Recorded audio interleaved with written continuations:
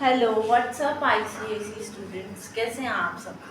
तो हमारा absorption by roots चल रहा था, उसमें हम फर्दर टॉपिक करेंगे turgidity, plasmolysis and flaccidity. Turgidity क्या होती है?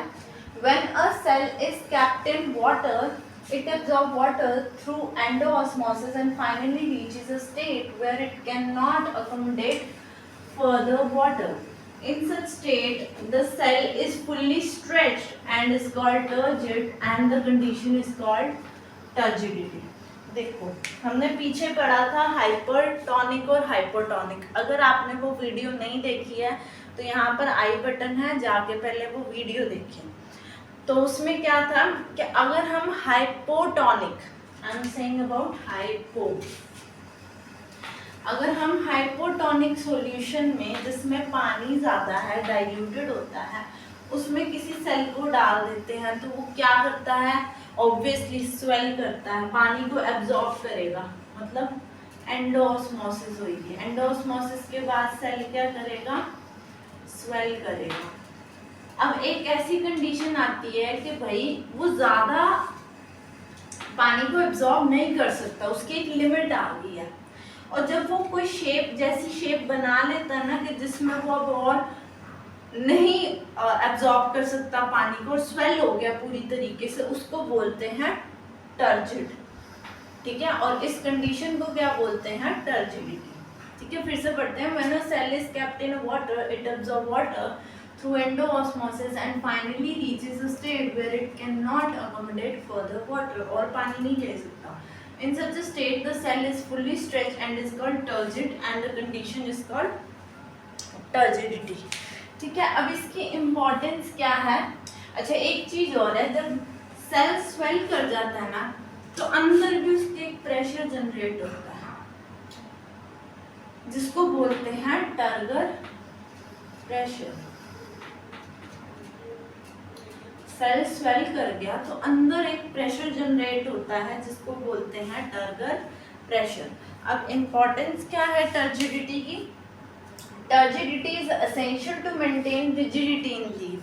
जो आप देखो कोई चीज स्वेल है तो वो एक रिजिड बन जाएगी, एक सॉलिड बन जाएगी ना, तो लीव्स में एक रिजिडिटी, एक शेप मेंटेन करके रखता है।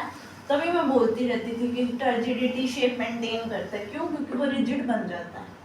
Turgid cell provide mechanical support in non-woody tissue such as maize and sugarcane. वो एक तरह का सपोर्ट प्रोवाइड करता है। देखो रिजिड हो जाएगा तो ऑब्वियसली सपोर्ट भी प्रोवाइड करेगा, किसको? नॉन वुडी टिश्यूज को, सच एज मेज and sugarcane. The opening and the closing of the stomata depends upon the turgidity. जो ओपन और क्लोज जो होता है स्टोमेटा, वो टर्जिडिटी पे डिपेंड होता है। ये हम आगे पढ़ेंगे कैसे। Turgor pressure help root to crack the ground, hard ground. अच्छा, जब जैसे पानी को एब्जॉर्ब किया, मैंने कहा कि भैया अंदर एक प्रेशर जनरेट होता है, टर्गर प्रेशर। अब ये टर्गर प्रेशर की वजह से क्या होता है कि भाई रूट्स देखो, सॉइल में पानी है, उसने पानी को एब्जॉर्ब किया तो क्या हो जाएगा? रूट्स के अंदर क्या प्रेशर जनरेट होगा? Turgor pressure. और इतना ज़्यादा प्रेशर क्रिएट होगा कि वो क्रैक ही कर देगा, ग्राउंड को ही क्रैक कर देगा। चलिए आगे बढ़ते हैं। चलिए अब नेक्स्ट टॉपिक करते हैं प्लाज्मोलिसिस। प्लाज्मोलिसिस क्या होता है? When it was kept in hypertonic solution is known as plasmolysis. When the plasmolysed cell is kept in a normal water, चलो पहले इतना बता देते हैं।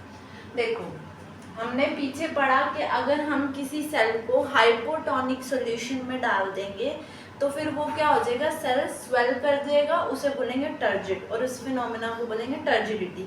हमने क्या बोला था? सेल को किस में डालेंगे? हाइपोटोनिक, मींस पानी जिसमें ज़्यादा हो। पर यहाँ पर किसकी बात हो रही है? हाइपरटोनिक। हाइपरटोनिक में क्या होता है? जिसमें पानी ज़्यादा नहीं है, सॉल्यूट ज़्यादा है, उसमें डाल देंगे तो क्या होगा? एंडोऑस्मोसिस हो गया या एक्सोऑस्मोसिस? एक्सोऑस्मोसिस। तो मान लो ये हाइपरटोनिक सॉल्यूशन है, उसमें हमने सेल डाल दिया। अब पानी उल्टा सेल में ज़्यादा है, बाहर कम है, तो फिर एक्सोऑस्मोसिस होगा। एक्सोऑस्मोसिस होने से क्या हो जाएगा? सेल क्या कर जाएगा? श्रिंक कर जाएगा। पढ़ा था हमने।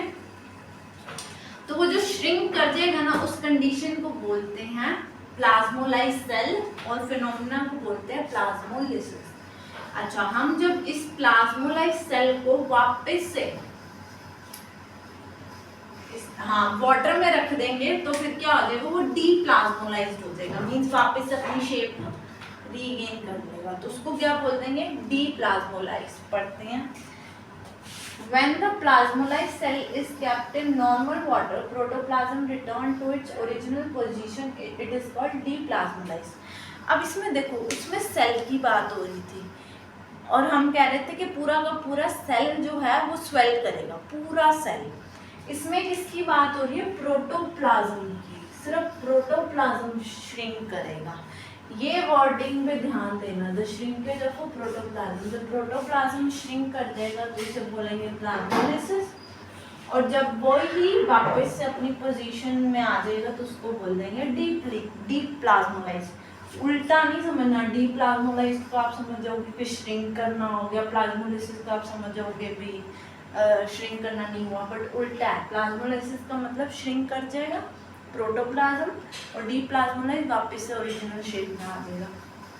इंसिपिएंट प्लाज्मोलिसिस, जहाँ पे वर्ड इंसिपिएंट आ जाए मतलब स्टार्ट, जस्ट स्टार्ट ही हो रहा है। The stage where plasmolysis just start ही हो रहा है। इंपॉर्टेंस क्या है प्लाज्मोलिसिस की, plasmolysis is used to kill weeds in lawns and in preserving food items by killing of bacteria. देखो, लॉन्स में वीड्स को मारने में यूज होता है ये, क्यों, क्योंकि वो प्लाज्मोलाइज्ड हो जाएगा, श्रिंक हो जाएगा तो मर ही जाएगा।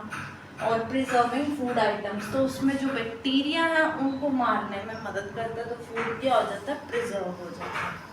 ठीक है, पिकल्स में यूज होता है। चलिए अब नेक्स्ट टॉपिक करते हैं, फ्लैसिडिटी। फ्लैसिडिटी क्या होता है, the shrinkage is called plasmolysis. पीछे पढ़ा था, जब सेल श्रिंक कर जाता है, जब हम उसे हाइपरटोनिक सॉल्यूशन में रखते हैं और वो श्रिंक कर जाता है तो उसे बोलते हैं plasmolysis. And the cell in such state are called flaccid. देखो, जब प्लाज्मोलिसिस होती है ना, जब ये प्रोसेस होता है तो वो जो श्रिंक हो जाता है ना, उस स्टेट को भी हम कहेंगे, एक तो है कि हम उसको बोले कि वो सेल श्रिंक हो गया, या हम उसे कहेंगे वो फ्लैसिड हो गया, बस दूसरा नाम है श्रिंकेज का। उस स्टेट को क्या कहेंगे, वो श्रिंक हुई वाली स्टेट को क्या कहेंगे, फ्लैसिड, और इस कंडीशन को क्या कहेंगे, flaccidity. The condition is called flaccidity. तो मैं कह सकती हूँ कि भाई फ्लैसिडिटी टर्जिडिटी का ऑपोजिट है, जिसमें टर्जिडिटी में हम हाइपोटोनिक सॉल्यूशन में डालते हैं, सेल स्वेल हो जाता है, और हम उस स्टेट को, जब वो स्वेल हो जाता है तो हम उसको बोलते हैं टर्जिड। इसमें फ्लैसिडिटी है और उस स्टेट को क्या बोलते हैं, फ्लैसिड। अब एक opening and closing of stomata. देखो, ये स्टोमेटा है, स्टोमेटा किसका बना होता है, गार्ड सेल का। ये दो गार्ड सेल, राजमा जैसे दो गार्ड सेल्स हैं, ठीक है।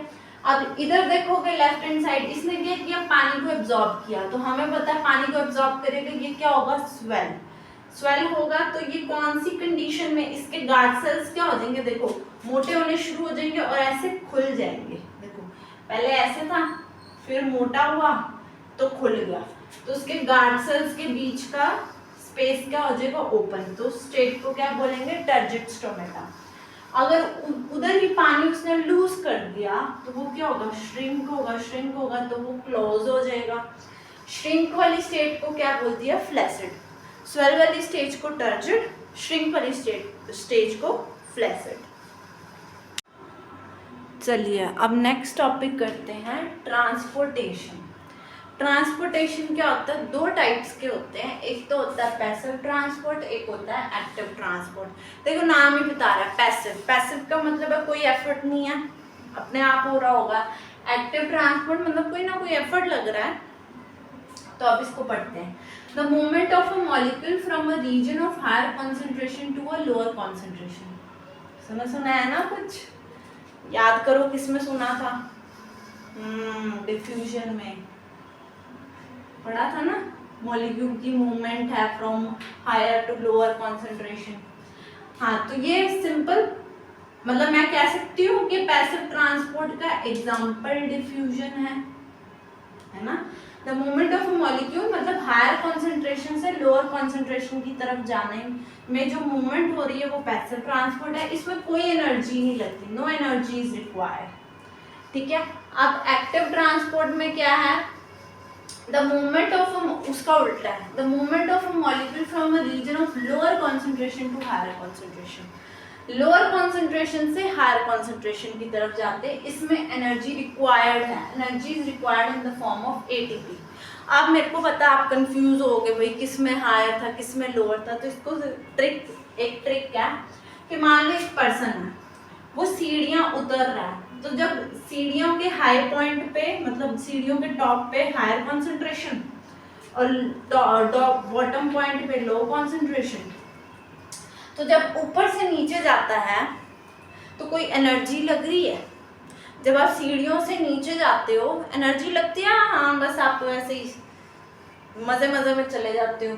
तो इसमें क्या होगा, हायर कॉन्सेंट्रेशन से लो कॉन्सेंट्रेशन मतलब एनर्जी नहीं लग रही, पैसिव ट्रांसपोर्ट। अब देखो सीढ़ियों से ये लो पॉइंट है ये हाई पॉइंट है, जब ऊपर जाते हैं फिर घुटने में जो दर्द होता है, फिर जो एनर्जी लगती है ना ऊपर चढ़ने में, लो से हाई कॉन्सेंट्रेशन में एटीपी लगता है। याद रहेगा, एक्टिव में एनर्जी लगेगी पैसिव में एनर्जी नहीं लगेगी, इतना तो याद करना।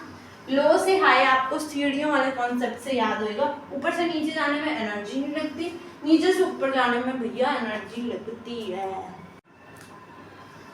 अच्छा इसका एग्जाम्पल क्या है, डिफ्यूजन तो एक्टिव ट्रांसपोर्ट का, यहाँ लिख देते हो एग्जाम्पल, सोडियम और पोटेशियम पंप, ये एक्टिव ट्रांसपोर्ट का एग्जाम्पल है। ठीक है। अच्छा एक क्वेश्चन आपके लिए, आप मुझे बताना ऑस्मोसिस, ऑस्मोसिस किसका एग्जाम्पल, कौन से टाइप का ट्रांसपोर्टेशन होगा, पैसिव या एक्टिव, कमेंट करके बताएं। चलिए आज का लास्ट टॉपिक करते हैं, डिफ्यूजन और ऑस्मोसिस में डिफरेंस। डिफ्यूजन में क्या होता है, मूवमेंट ऑफ गैस और लिक्विड, इसमें गैस और लिक्विड का ही मूवमेंट है from higher concentration to lower concentration, gas और लिक्विड, इस पे ध्यान दें। मूवमेंट ऑफ वाटर, इसमें सिर्फ वाटर की मूवमेंट है थ्रू एसपीएम, एसपीएम का मतलब होता है semi permeable membrane, from high concentration to low concentration. इसमें गैस और लिक्विड की मूवमेंट है, इसमें पानी की मूवमेंट है। मैंने आपको बताया था ऑस्मोसिस की जब भी आप डेफिनेशन लिखे एसपीएम जरूर लिखेंगे भाई, through semi permeable membrane, high concentration से लो कॉन्सेंट्रेशन की तरफ। Rapid in gases but slow in liquid, gases में तो तेज है भाई, किसी ने परफ्यूम छिड़का तो फटाफट पहुंच जाएगा, लिक्विड में थोड़ा धीरे है, तो फिर लिक्विड में धीरे है तो फिर ये तो पानी की बात हो रही है, तो यहाँ पर भी it is a slow process. Movement of molecule of solute and solvent, इसमें सोल्यूट की भी मूवमेंट हो सकती है सॉल्वेंट की भी हो सकती है। Movement of a molecule of only water as a solvent, पानी की होती है और पानी एज ए यूनिवर्सल सॉल्वेंट आपको पता है। एसपीएम मे और may not be present, SPM हो भी सकता नहीं भी हो सकता, मतलब मैंडेटरी नहीं है। SPM is a must condition for osmosis, osmosis के लिए एसपीएम होना जरूरी है। चलिए आज के लिए इतना ही है, thank you for watching. If you like my content please like share comment and subscribe to this channel. Okay bye bye.